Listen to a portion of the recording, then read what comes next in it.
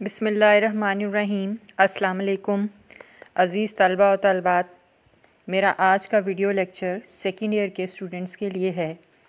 آج آپ کو پڑھانے کے لیے میں نے جو موضوع منتخب کیا ہے وہ حصہ نظم میں شامل منظومات میں سے نظم اسرار قدرت ہے۔ اسرار قدرت کو نذیر اکبر آبادی نے تحریر کیا ہے۔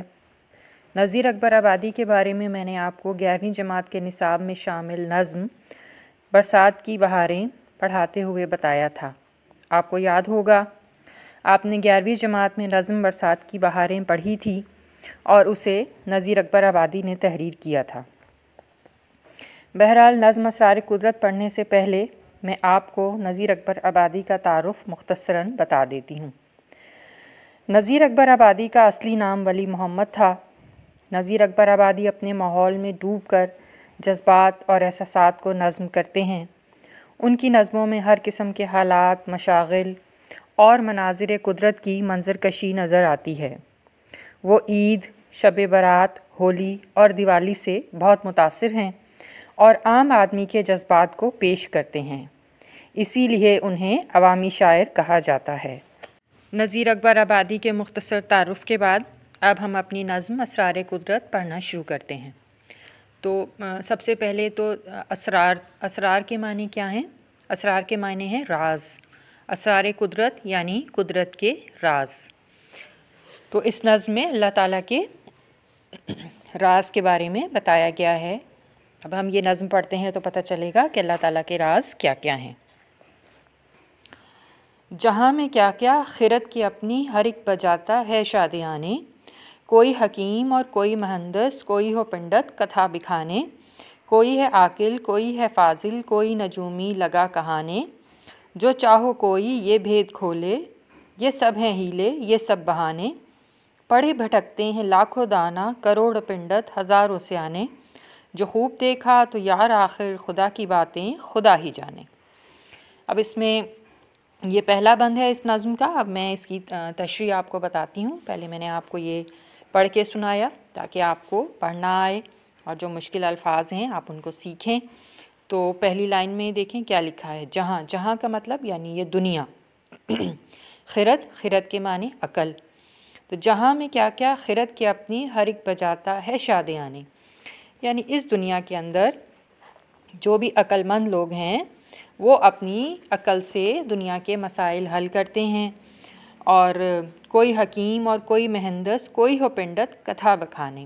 حکیم، حکیم کے معنی حکمت والا، علم والا۔ مہندس کسے کہتے ہیں؟ ریاضی دان، ٹھیک ہے، علم ریاضی کا ماہر، حساب کتاب کا ماہر۔ پنڈت یعنی مذہبی رہنما۔ کتھا بکھانے، کتھا ویسے تو کہانی کو، قصے کو کہتے ہیں، یعنی اپنا واعظ کرنا۔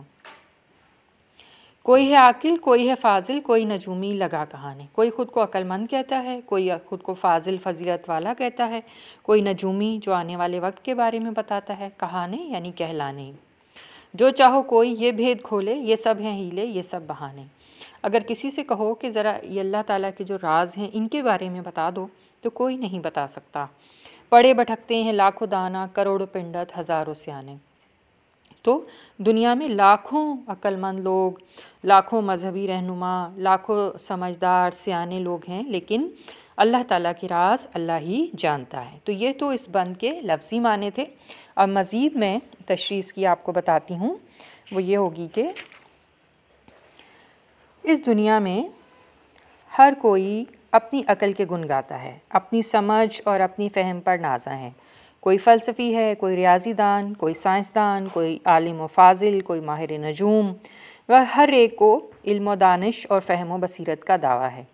وہ کائنات اور اس کی طرح طرح کی اشیاء کے بارے میں اپنے معلومات اور مطالعے پر فخر کرتا ہے، لیکن اس کائنات میں خدا کی قدرت کے جو رنگا رنگ جلوے کار فرما ہیں ان سے انہیں کچھ بھی آگاہی نہیں۔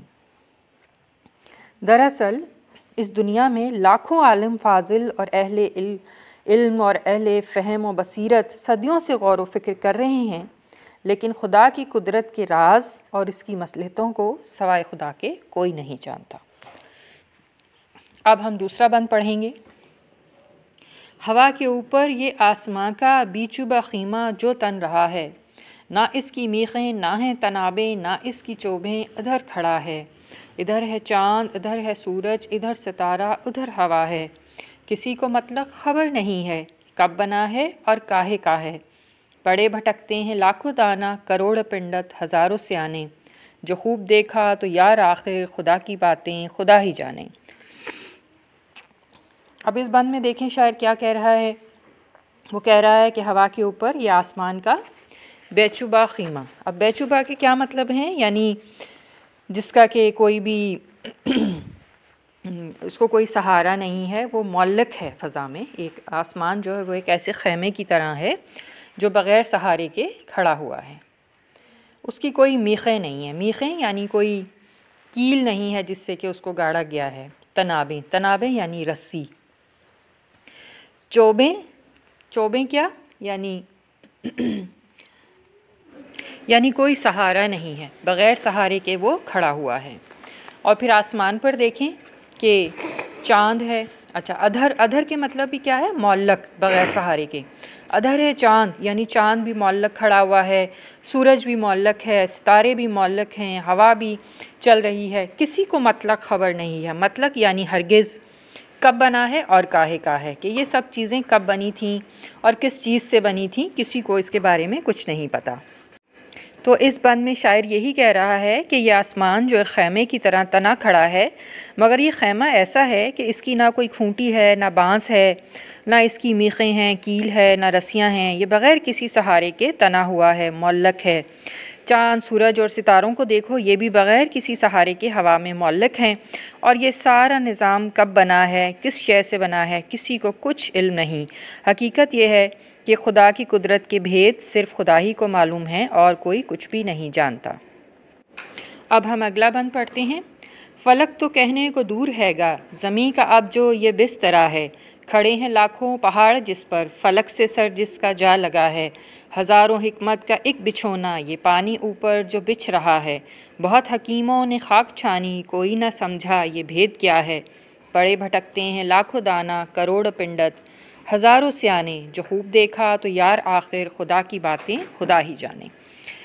چلیں، آسمان تو بہت دور ہے، چاند، سورج، ستارے، ان کے بارے میں ہم کچھ بھی نہیں جانتے، لیکن زمین تو ہماری قدموں کے نیچے ہیں، ذرا اس پر ہی غور کریں۔ یہ ایک بچھونے کی طرح بچھی ہوئی ہے، ٹھیک ہے، بچھونا بستر کی طرح بچھی ہوئی ہے، اور اس میں لاکھوں پہاڑ ہیں، سر بلند، اونچے اونچے، ان کی چوٹیاں آسمانوں کو چھوتی ہیں، لیکن ہم ان کے بارے میں بھی کچھ بھی نہیں جانتے ہیں کہ وہ کب سے بنے ہیں اور کس طرح اللہ تعالیٰ نے اتنے اونچے اونچے پہاڑ بنائے ہیں۔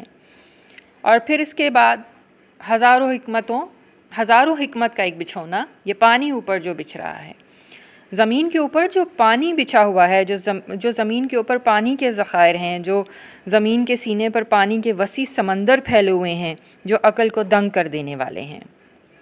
زمین اور اس پر موجود دوسرے جغرافیائی حالات اور موجودات کے بارے میں جاننے اور سمجھنے کے لیے عظیم جغرافیہ دانوں اور زمینی ماہرین نے کئی تدبیریں کیں، لیکن وہ ناکام ہی رہے۔ بہت حکیموں نے خاک چھانی، کوئی نہ سمجھا یہ بھید کیا ہے۔ حکمت والوں نے، عقل والوں نے، علم والوں نے بہت اس کے اوپر محنت کی، بہت خاک چھانی، بہت اس کے سراغ لگانے کی کوشش کی، لیکن وہ کچھ بھی نہ سمجھ پائے۔ اور حق بات یہی ہے کہ یہ خدا کی قدرت کے کرشمے ہیں، اور ان کا علم صرف اللہ تعالیٰ کی ذات کو ہی ہے، اس کے علاوہ کوئی ان کے بارے میں کچھ بھی نہیں جانتا۔ پڑے بھٹکتے ہیں لاکھوں دانہ، کروڑوں پنڈت ہزاروں سیانے۔ اس دنیا میں لاکھوں کروڑوں مذہبی رہنما ہیں، سمجھدار و عقل مند لوگ ہیں، لیکن وہ اللہ کے راز کے بارے میں کچھ بھی نہیں جانتے۔ جو خوب دیکھا تو یار آخر خدا کی باتیں خدا ہی جانے۔ آخر میں ہمیں یہی کہنا پڑتا ہے کہ اللہ تعالیٰ کے راز ہیں اور اللہ ہی ان کے بارے میں جانتا ہے۔ کوئی انسان کتنا ہی عقل مند کیوں نہ ہو، کتنا ہی سمجھدار کیوں نہ ہو، وہ کچھ بھی نہیں جانتا اللہ تعالیٰ کے راز کے بارے میں۔ تو ڈیئر اسٹوڈنٹس، آج کا لیکچر یہیں ختم کرتے ہیں۔ انشاءاللہ اگلے لیکچر میں ہم اس نظم کا اگلا حصہ پڑھیں گے جو رہ گیا ہے، اور امید کرتی ہوں کہ آج جو کچھ پڑھا ہے وہ آپ کو اچھی طرح سے سمجھ میں آ گیا ہوگا۔ اگر آپ نے ابھی تک میرے چینل کو سبسکرائب نہیں کیا تو سبسکرائب کر لیجئے، ویڈیو پسند آئے تو لائک کیجیے گا، شیئر کیجیے گا، اور میرا اگلا ویڈیو لیکچر دیکھنا مت بھولیے گا تاکہ آپ کو یہ نظم اچھی طرح سے سمجھ میں آ سکے۔ اگلے لیکچر تک کے لیے اللہ حافظ۔